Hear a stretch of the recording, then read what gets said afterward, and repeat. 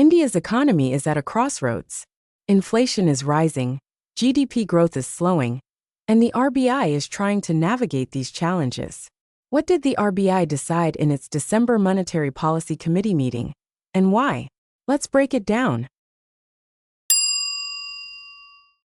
Here are the key takeaways from the RBI's December Monetary Policy Committee meeting. Repo rate unchanged at 6.5%. Cash reserve ratio reduced by 50 basis points to 4%.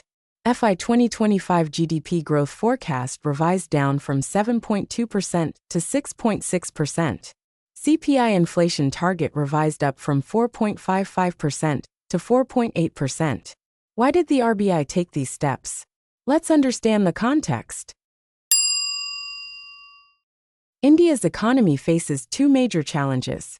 First is the slowing GDP growth. Weak Q2 earnings and lower than expected economic performance led to Q2 FY 2025 GDP growth rate coming much lower than expectations. The second is rise in inflation. CPI inflation surged to 6.2% in October, from 5.5% in September.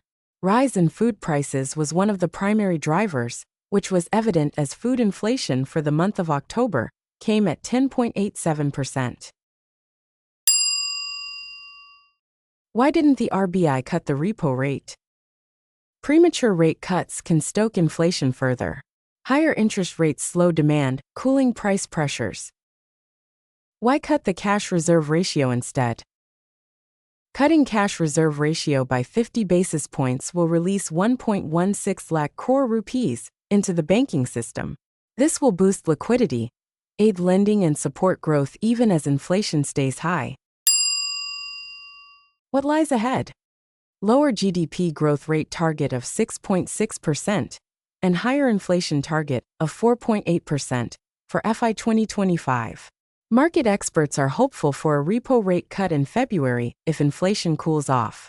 But for now, the RBI must strike a fine balance between growth and inflation control.